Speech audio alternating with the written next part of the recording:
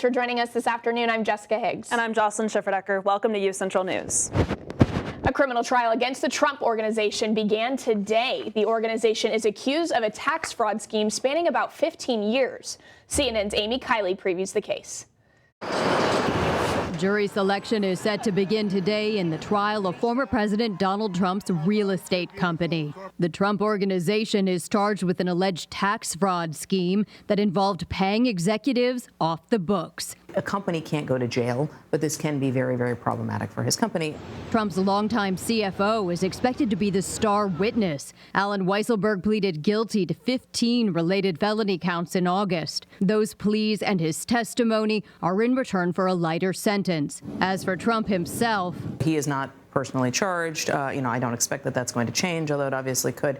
That criminal trial is separate from the New York Attorney General's civil lawsuit. She's suing Trump, his company, and his 3 oldest children. That's for allegedly misrepresenting assets to get favorable loan rates and tax benefits. And those aren't Trump's only legal problems. A leader of the January 6 House Select Committee is giving new details about how he might testify before the panel. It may take multiple days, and it will be done with a level of rigor and discipline and seriousness that it deserves. I'm Amy Kiley reporting. And now it is unclear if Trump will appear before the House Select Committee. He responded to the subpoena by calling the investigation, quote, a witch hunt. But he did not say whether he would comply with that subpoena. Trump could fight it in court, and that battle could outlast the committee. Did you experience a fever, chills, or muscle pain after getting your COVID-19 shot? Well, good news, it could mean you had a better immune response to the vaccine. Researchers analyzed data of more than 900 adults who self-reported their symptoms after receiving the Pfizer or Moderna COVID-19 vaccinations. The participants also submitted a blood sample to test for the antibodies. The researchers found that after either vaccine dose, nearly half of participants reported systemic symptoms, and 12% reported only pain or rash at the injection site, while 40% reported no symptoms at all. Participants that reported side effects tended to have a better antibody response to the vaccines. Researchers say the findings show post-vaccination symptoms are a signal of vaccine effectiveness. But even for people who had no symptoms at all, the vaccine still elicited strong immune responses. COVID-19 rates are on the decline across Oklahoma and the nation. However, the pandemic is not over, and some students at UCO still worry about testing positive. UCentral's Natalie Bailey has more. Students and faculty on campus are not masking as much as they used to. In a poll of 50 UCO students, however, 78% of students said that they were still concerned about contracting COVID-19. In that same poll, 85% of students indicated that they were unsure of what to do if they tested positive for COVID. To help clarify some of the new COVID policies, I sat down with the university's Director of Emergency Management, Norman Nieves. We've been saying this for the last 2.5 years. The CDC website, Centers for Disease Control, and then the Oklahoma City County Health Department websites are the ones that we tend to get all of our information from and post to students, or that we have been posting. State Health Department, Oklahoma State Department of Health as well. So any of those 3 are going to be great resources, lots of information, and they're updated constantly. So every time they made a change in their guidance, we made a change in our guidance, because they're the experts. As for on-campus resources, students are encouraged to look at the COVID resources link on the UCO website. A link that says COVID. Go to that website. We try to update it as new guidance comes out. We try to update it as that guidance comes about. Students are also encouraged to self-report if they test positive for COVID-19 via this portal. From Edmond, Natalie Bailey, UCentral News. And the newest booster is now available and covers most of the newer variants discovered by the CDC. Health officials recommend you get it as soon as possible.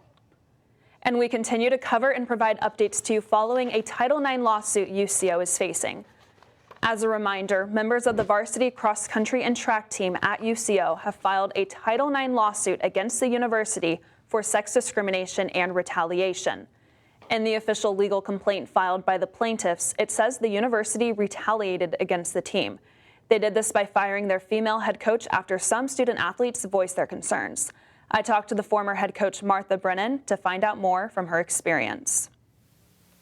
I've got kids going to the bathroom at Walgreens. I've got kids watching other teams sit in beautiful locker rooms, and they talk about it. I've got kids that go to classes across campus, and people don't even know we have a track team. And we will have the full story with more details this coming Wednesday here at UCentral. And another potential crime is happening right here in Edmond at a local pumpkin patch. At the corner of 15th and Broadway, the pumpkin and Christmas tree stand is experiencing what some consider minor theft. On at least 3 different occasions, people have taken pumpkins after hours and left what they thought would cover the pumpkins. However, it didn't. Here's how Tanner, one of the people who operates the stands, tries to face the problem.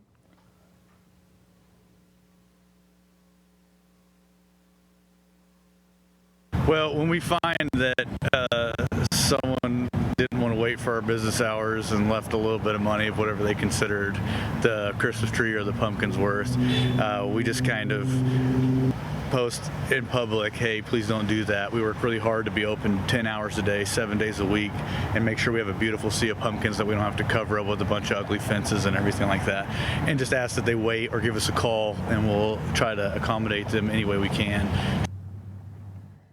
They are open from 9:30 to 7:30 daily and plan to have those pumpkins out through at least Halloween before switching to Christmas trees. They are asking that if you are needing any pumpkins outside of their business hours to please reach out via phone or social media so they can try and help you. And Halloween is exactly 1 week from today, and I cannot wait for some of the costume parties I'm going to this weekend, but hopefully no horizontal rain is expected. Amber, today was crazy. Oh my gosh, this morning was insane. My socks are still wet from walking to class. Amber, what weather should we be expecting for this weekend? You know, today was a pretty crazy weather day, to say the least. There was a bunch of different type of weather that was happening this morning. If you stepped outside around like 8:30 or before 8:30, you did experience a little bit of a warmer, humid temperature. Then you had a huge first wave of storms come in, and you experienced a first cold front, which brought down the temperatures 15 degrees. So we'll be looking straight into that right now. Looking at our temperatures currently, it is 58 degrees outside, and we are having a little bit of a high humidity, which will be 78% as well. And right now we are going to be looking at more storms that is coming in tonight. We did have our first surge of storms coming in, and now we have a second one that will be coming in later this evening. So be prepared for that. It may get pretty loud tonight with all the storms happening. And then cooler temperatures are finally arriving to Oklahoma. The long-awaited time has now come, and that is so exciting because we are bringing those fall temperatures here now. And then more rain is actually coming up this week. So I'm sorry, Jessica and Jocelyn, there will be a little bit of more rain that will be coming up. Now, looking at our statewide map right now, it is 58 degrees up in Oklahoma City, 54 up in Woodward, and 51 up in Guymon. Now, currently, there is quite a bunch of rain still going on. It is a little bit of a drizzle right now, but currently we are going to be looking at some footage right now of this rain that happened this morning. We are seeing some pretty heavy storms right here. This was probably around like 8:30 to 9. Thank you, Jocelyn, for getting this video for us. It was quite hectic, and a bunch of different types of storms are all across the state right now. Now looking at to our state camera, we are going to be looking at our traffic right now up at South Edmond. It is pretty cloudy at the moment, but we are seeing a little bit of peak of sun with a little bit of traffic that is going through at the moment. And we'll be seeing some pretty good temperatures currently, but tonight we'll be looking more into the storms. Back to you. Well, actually, what are you guys dressing up as? Because I'm going to a Halloween party this weekend, and I'm dressing up as a cowgirl. I bought like a little like black hat that has like these like feathers around it. So yeah, I'm pretty excited. Cool. Yeah, oh as my long gosh. as the rain doesn't ruin my outfit, then I'm fine. But I'm going as Billie Eilish. So as one should. As one should. Yeah, right. Going as Morticia Adams, been Love her it. since high school, basically. Halloween icon. And due to those storms today, around 3,000 people in the Oklahoma City metro area were affected by power outages. OG&E cannot guarantee that they'll have everyone's power back on today. However, there are ways to prepare for the next power outage by buying candles, batteries for radios, and things like that. Check the OG&E website for more details or to see the estimated time until power is restored. Kick off homecoming week with a night at the Nye. Tonight from 7 to 9 p.m., students can come to the Nye University Center ballrooms for inflatables, a live DJ, button making, games, and free food. Homecoming events continue tomorrow with Tie-Dye Untamed. The first 100 students to stop by UCO's famous clock tower between 11 a.m. and 1 p.m. will receive a white homecoming shirt to tie-dye. Free cookies will also be provided. And don't miss your opportunity to have your voice heard and help select the 2022 Homecoming Royal Broncos. Voting is now open through this Wednesday, October 26th, and closes at 11:59 p.m. You can vote on the UCorps website. The top 2 Royal Broncos will be announced during halftime at the football game this Saturday, October 29th. And you're more than likely going to need a jacket as you head out the door to that event tonight in the night, as temperatures are going to continue to drop. And Amber Poston has your UCentral weather when we return. Found my heart out there in the open. Trees make you feel smaller. Can't help but get lost. Feel the beat of nature at a park or forest near you. Find a forest and music inspired by nature at discovertheforest.org.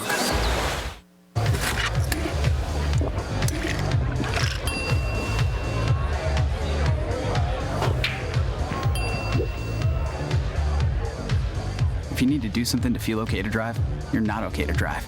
Don't drive buzzed.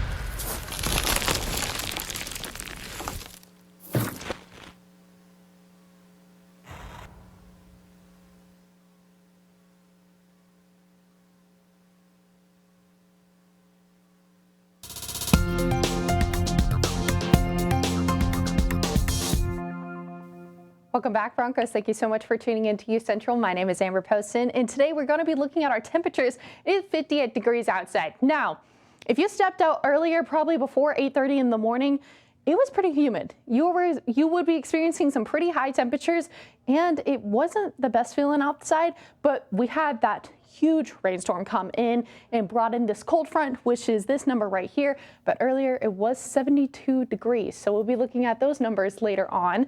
And right now we are seeing a humidity of 78 right now, and it feels like it is 51 degrees outside. Now, more storms are coming in tonight. So we did have our first surge of storms that happened earlier this morning, and a second wave will be coming in tonight, which will be happening around 7 to 8:30 tonight. So be prepared if you guys go to bed early. It is going to be pretty loud for the rest of the night. Now, cooler temperatures will be coming into Oklahoma.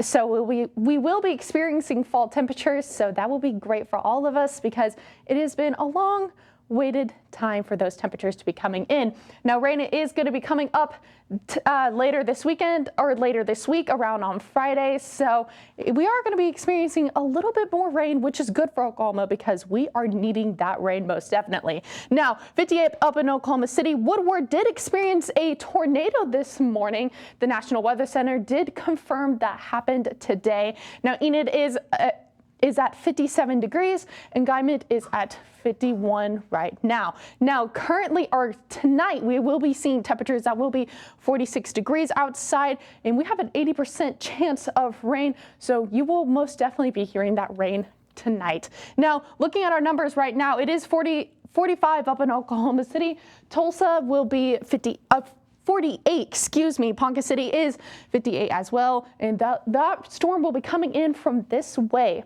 So there is a bunch of storms coming in from the north that are coming down. So that's why we're experiencing that second wave of storms happening tonight. Now, tomorrow, the temperatures will be rising and we will not be experiencing any rain tomorrow. So we'll be feeling quite humid from all that rain that we will be experiencing today. And 64 down in Oklahoma City. Lawton is 68. Ardmore is 56. A little bit warmer here on this side of Oklahoma. A little bit cooler on this side, as we'll be seeing right now. Now, the daily forecast that was happening like this morning, 72 degrees outside, and it dropped down to 58 degrees, which is quite a huge drop. If you stepped outside, it was like, whoa, what just happened? So it was quite a change for that. And then tonight it will be 46 degrees. Now, taking a look at our weekly temperatures, you will be seeing a bunch of storms coming in tonight. You'll see on Monday, today and Friday, some pretty heavy storms will be coming in, and evening storms will be happening on Thursday, that 60% right down where the 49 is. So we'll be feeling like 49 degrees on Thursday, but sticking in the pretty high 60s. So those fall temperatures will be coming back and it will be feeling pretty good. I bet Jessica and Jocelyn are pretty excited as much as I am. Back to you. Yes, I definitely like those 60 I'm very excited degrees. for the fall temperatures. And when we return, UCentral's Jaden Ford discusses the Hindu celebration of Diwali. And an upcoming production from UCO students. More when we return. In the power of possibility, to always move forward but never forget where I came from, to value hard work, ingenuity, and hospitality. On one hand, my people are rough and rugged. On the other, refined and elegant. They taught me how to love beautiful things and cherish my past, to seek out adventure, eat well, and to have a good time. So I keep their traditions alive every place I go. They call me Oklahoma City, but you can call me the modern frontier.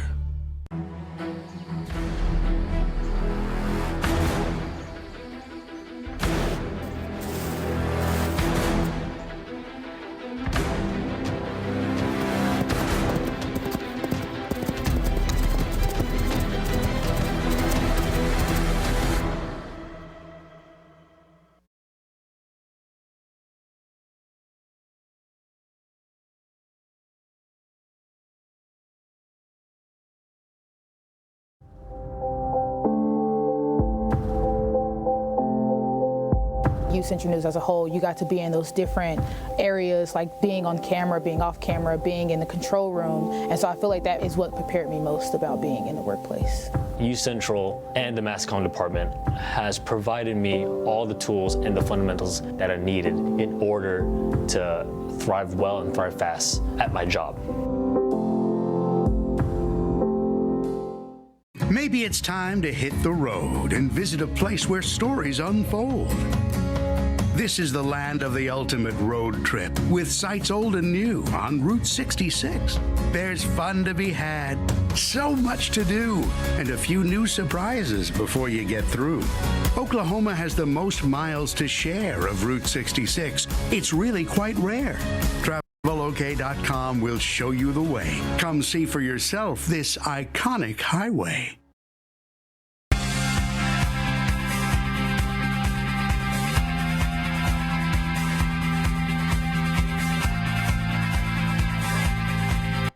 Welcome back to Central Diversity, everybody. I'm Jaden Ford.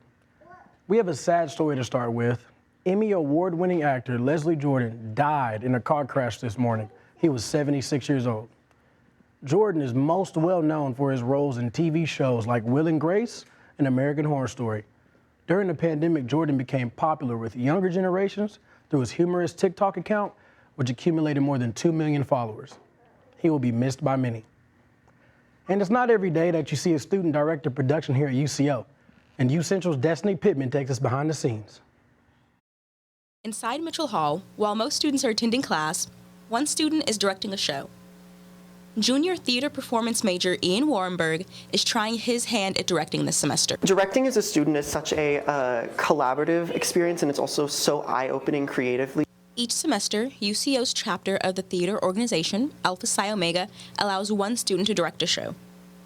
The show being directed this semester is titled Significant Other and follows the main character navigating the modern dating scene as a queer man. It is a story of the queer experience, but it's a different side of the queer experience than we normally see. Directing isn't the only student-led part of the show. All parts of this production are led by students. So we're working with student designers, student actors, and student director, and that encourages a lot more collaboration than we kind of see in a faculty-driven show.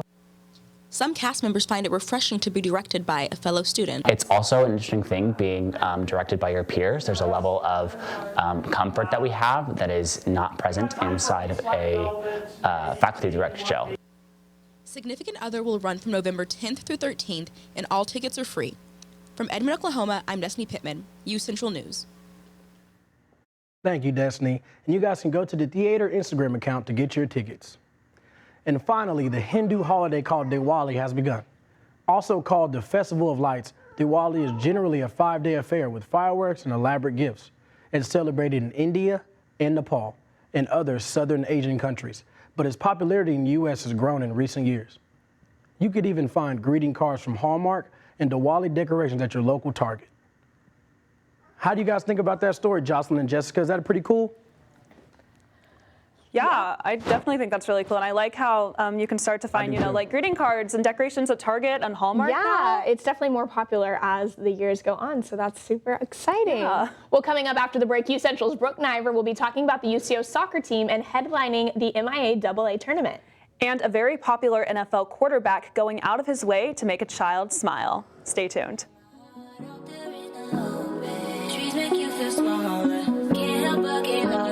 Feel the beat of nature at a park or forest near you. Find a forest and music inspired by nature at discovertheforest.org.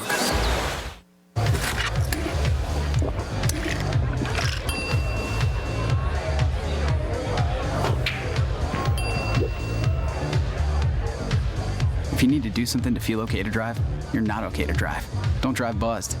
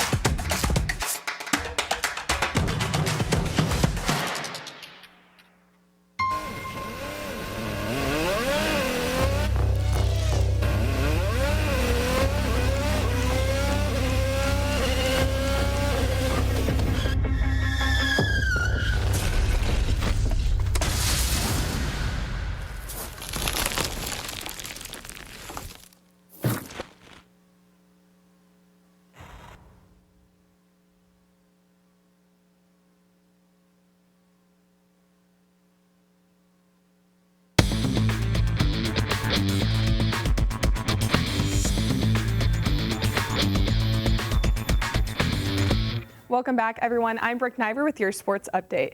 Central Oklahoma's soccer team wrapped up regular season this past weekend after ending in a tie with Newman. The Broncos 3-4 overall record and a 6-3-2 record in their league play. UCO is now in preparation for the 2022 MIAA Women's Soccer Championship. The tournament consists of 8 elite teams, and it all starts Sunday, October 30th, when number 5 Central takes on number 4 Fort Hays State at the Tigers Field. The women's golf team is approaching the end of their season as well. The team is playing at the Tulsa Cup today and tomorrow at Forest Ridge. The tournament consists of 54 holes in 2 days. 36 were played today. Jaracita Kunarock is leading the Broncos going into this tournament, averaging a 76.8 this season. She is tied for first at 1 under through 13 holes. After this tournament, the team will be taking a short break before coming back strong for the 2023 spring season. And the men's golf team is also wrapping up their fall season at the Tulsa Cup, but it is at Indian Springs. The MIAA's Golfer of the Week from last week, Bennett Baldwin, is leading the team into this tournament with a 73.3 scoring average through 11 rounds of golf. UCO is sending a 5-man lineup into the tournament with an individual, making that 6 Broncos playing in the fall season finale. And the UCO volleyball team swept Emporia State this weekend, making it their 9th sweep this season. Junior outside hitter Courtney Lane had 10 kills and served up 3 aces against the Hornets. Freshman setter Lindsey Horan got 29 assists, 10 digs, and 5 kills. UCO will be playing their last 2 home games Thursday against Central Missouri and Friday against Missouri Western at the Hamilton Fieldhouse. Now, NFL is sometimes more than just football. Tampa Bay's quarterback Tom Brady hosted a 9-year-old and his family on Sunday when the Buccaneers took on the Panthers. Brady gave the family pregame passes and also gave them seats in the family section.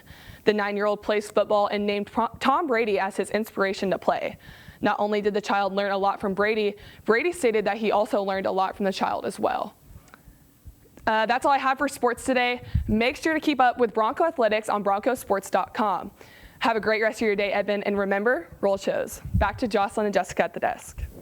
Thanks, Brooke. And after the break, we will take a look at 2 survey polls that might surprise you. And we'll have one last look at weather on this rainy Monday.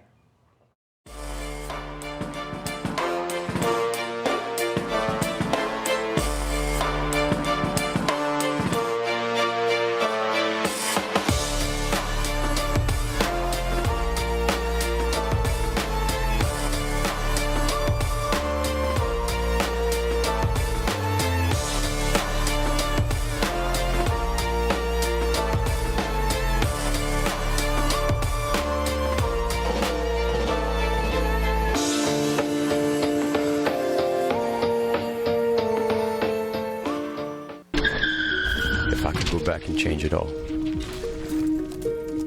I would. I think I'm gonna miss you the most. I'm sorry. I'm so sorry. I'm so sorry. Maybe it's just the little moments. If I could go back and change it all, if I could go back, I would. But I can't.